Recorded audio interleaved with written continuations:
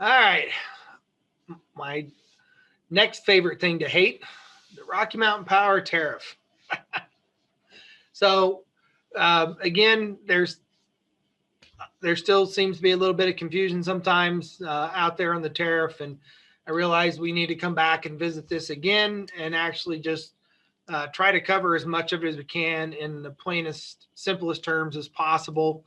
Most importantly, again, this tariff, this document, knowing where it's at. We are subject to Schedule 118, which is the low income weatherization tariff. The current version, 19 April was when it was kicked in of last year. And so anything that we've started after that date, of course, is eligible. Just to give you an idea to date what this tariff has done for the program. So I pulled a little bit of information, put it in a chart, because, it's what I do. And that's your historical drawdown from RMP. So going back to 15, 16, 21, $34,000. And then when the new tariff came in 2019, even though that tariff didn't kick in until April, and we really didn't start getting claims from you all until, I'm going to say summer, June, July. You can see we pulled down $86,000 in 1 year, more than double of our best year, really, that we had done in the prior 3-4 years. So this is a opportunity to bring in some significant program income to your agency. Even this year, with it being such a mess with the COVID and everything, we've pulled down 45.8. So that's not too bad for an off year. So there is a good revenue potential there.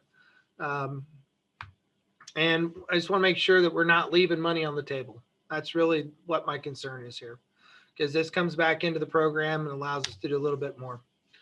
The first thing in understanding the tariff, the way this thing is wrote by attorneys very clearly, is that they break some things down. They use the terms measure, which didn't we try to make that a drinking game when Turner was doing that in a slideshow a while back? Who was I? Was that Sixth County I was hanging out with? Who was that? We talked about that. No, that was me. And I was you and Bo. Okay, I know.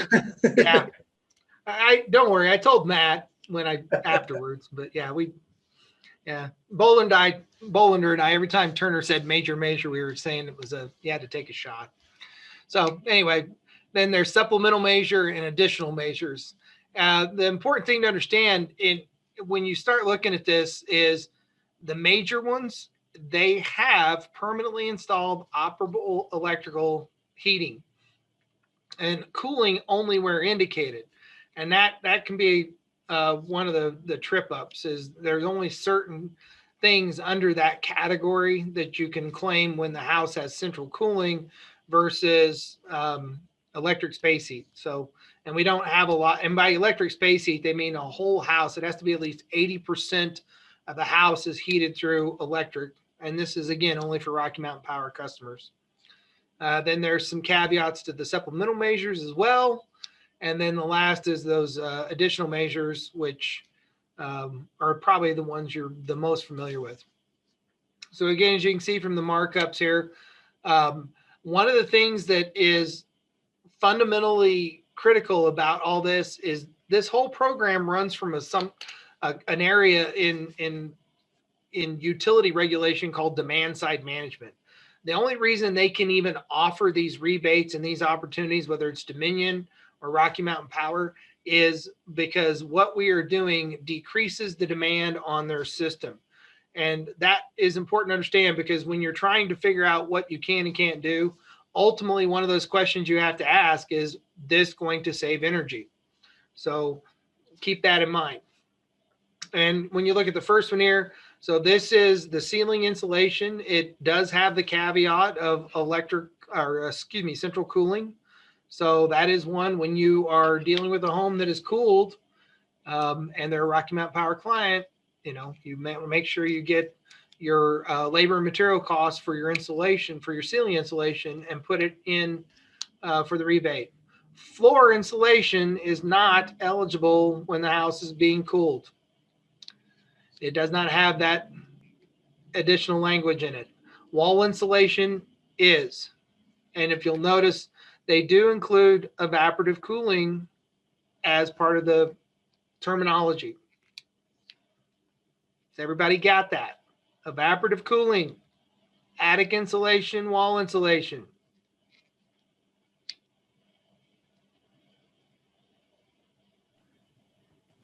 Nobody wants to answer. Got it.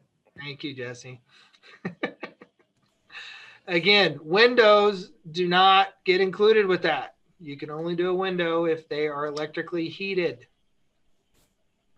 But like I said, I kind of glazed over this real fast. You notice up here it says Department of Energy approved energy audit. So it has to be an audited measure as well. Thank you. Next part. This is all specific. These supplemental measures are all specific to electrically heated. I have marked through the first one. Don't try to claim it. With the ground cover, if you are doing floor insulation, we do vapor barrier and stuff, just claim that with the floor insulation, please. Just put it all in there, lump it in with your materials and labor. Likewise, with forced heat, or excuse me, with electric heat, you can also do doors and claim those as well. And I think because our form is limited, I've told people in the past to put the doors in with the windows. So and again, supplemental measures, no electric heating system required. That's our refrigerators. And you note here again, it's their requirement, not ours. It must be Energy Star model. So I think our specifications say it too for a fridge, but yeah, you have to have an Energy Star model. It has to be audited from the database or metered. And again, I've got another slide later on. If you meter it, it must be 72 hours. So that's why you're better off to just make sure it's in the database. Then when you get into supplemental measures, and this is no electric heating required, that's the central air, duct insulation and ceiling in unheated spaces, and LED fixtures. And then why they're redundant in here, but they put the LEDs again, that caveat of Energy Star certified, which should also be in our policy. The EC motors on the fans, and then the client education. And understanding, that's why early on when I was kicking those back, you do not claim client education unless you install a measure, energy efficiency measure, because it's all part of that energy efficiency package approach. So no crisis client education. And again, the form, like I said, the form is very limited. Some of those other things, if you run into them and you're not sure where to put them on there, that's why you email me or call me and we'll work it out. And as long as I know that too, I can do some manually editing when I submit the invoice to RMP. Even though you all can't do it on your end, I can do it on mine. So that's why it's important to let me know if you've got something out of the ordinary on there. So again, just to go through this, so we're claiming insulation, windows and doors in electrically heated homes. In cooled homes, we get wall and attic insulation. When you're doing refrigerators, it's got to be in the database or metered for 72 hours. And it must be Energy Star rated. You can do the duct insulation and air sealing in both centrally cooled and heated, electrically heated homes. You must have the duct testing data in the client file. Seems like Matt's been teaching and preaching a lot about how you need to document all that stuff recently. So you should be very clear on what that looks like. And again, the LEDs, when the light is on 2 or more hours.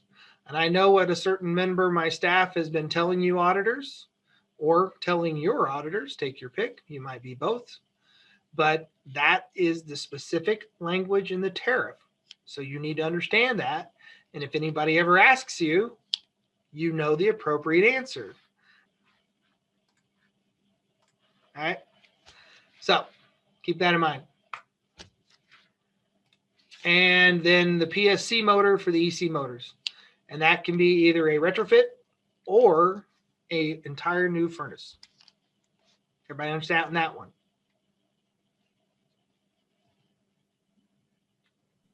Yep. Thanks again, Jesse.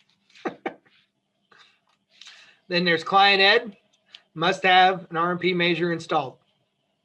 So if you didn't do anything else that you get an RMP rebate for, like LEDs, then you don't get the client ed.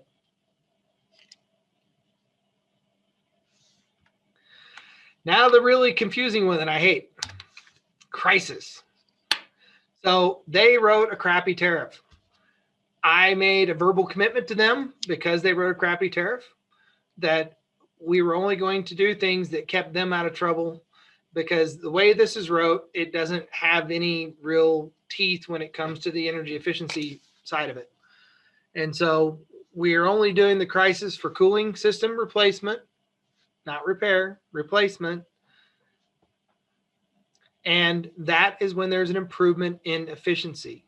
And again, because they wrote this thing and it's garbage and they didn't even realize what they were doing, and the PSC and everybody approved it, but you can't repair an existing system and technically see an improvement in efficiency. It might not have been as efficient as it was supposed to have been out of the box, but that's not the intent of demand side management.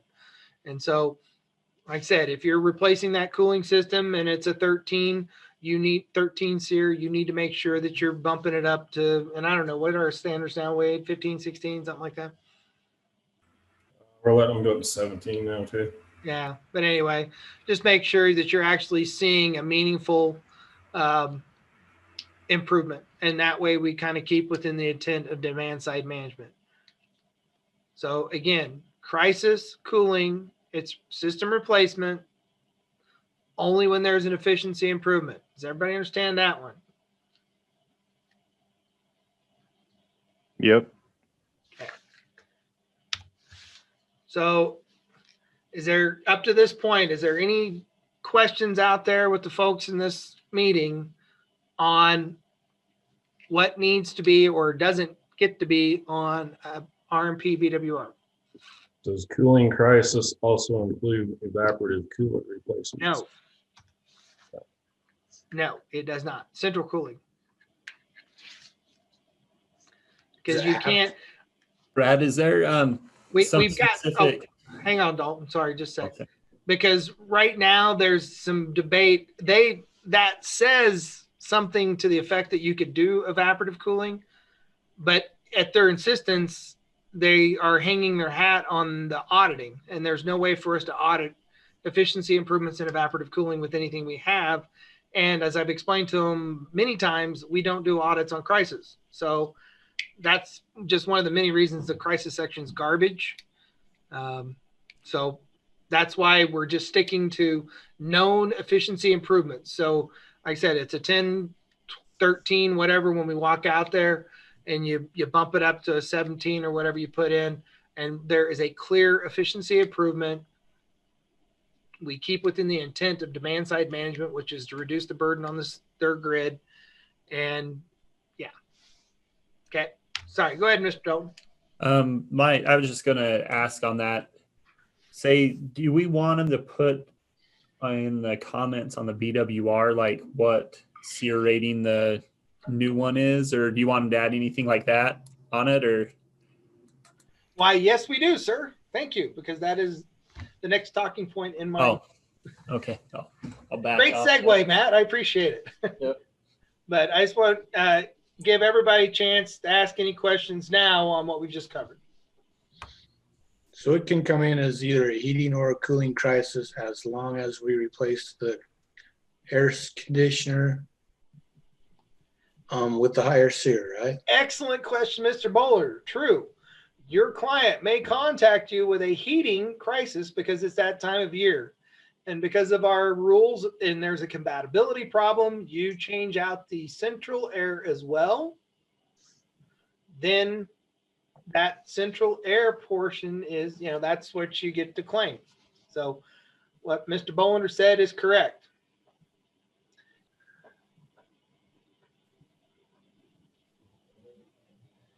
So again, that reiterates what Dalton was also saying. And that's been our biggest challenge when we're reviewing and approving your BWRs when it comes to Rocky Mountain Power is people not using the comment section. You have got to tell us how or why you are or are not claiming that RMP rebate. Otherwise, we end up calling or emailing you anyway. So you can save both of us some time and just let us know up front on the comment sections. We all approve BWRs every month and we do read them all. So please use the rebate, or excuse me, the comment sections when it comes to the rebate stuff.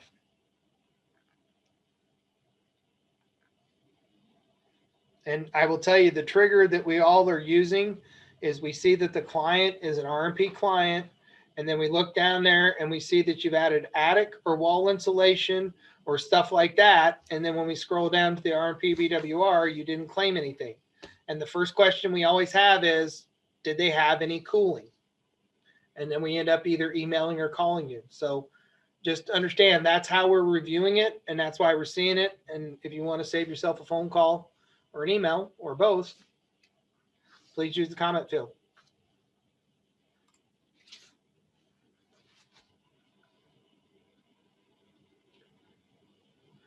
I did have a meeting, I guess it's been about 2 weeks ago with the RMP.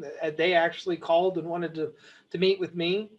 I was very surprised when I got into the meeting. There was actually several of the executives over the demand side management program, including the head of demand side management for all of Pacific Corp out of Portland was on the call. And they were wanting to check in with us and see, just how the program was running. And it led to a discussion on fixing some of the stuff in the tariff. And there are a few things. I have the bullets up there on the screen about some of the agenda items I have. I've never understood why they left floor insulation out. And then I want to go get that because I don't think the insulation knows whether it's in the wall or the floor. So I don't understand how that could have an impact on the cost savings for cooling. I want to get the crisis section ironed out to be something that everybody can live with and understand. I want to explore any opportunities we might have on the Nest thermostats we're installing. And then I do want to go through the evaporative cooling with them and try to come up with something there as well too. But it's going to have to be based off of empirical energy savings, like going from the old PSC spruce pads that we see all the time to something with, the really thick pads. I don't know, where they 4-inch, Wade? Those big ones down there? we got 4 all the way up to 12-inch. Yeah, with the EC motors and everything. Yeah, EC motors and that way we can kind of narrow it down to either some standard specifications where they know there's going to be empirical savings. And then that would allow us to put some guidance in there, because I don't think there's anybody on this call right now that ever wants us touching a damn swamp cooler on the top of a mobile home. I know I don't want you to. And some of those really high efficient swamp coolers would crush the mobile home. Yeah. I mean, they got a lot more water capacity and yeah. So I mean, we've got to, we got to see what they're interested and willing to discuss, but I definitely, until we get that ironed out, I don't want to go to the trouble of developing any kind of a policy that we don't need to develop either. So, but yeah, if anybody has any other thoughts on things that we might bring up with RMP, I would love to add to the list. So.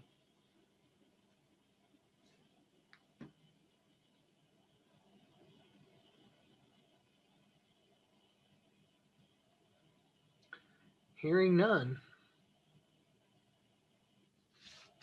we will move on.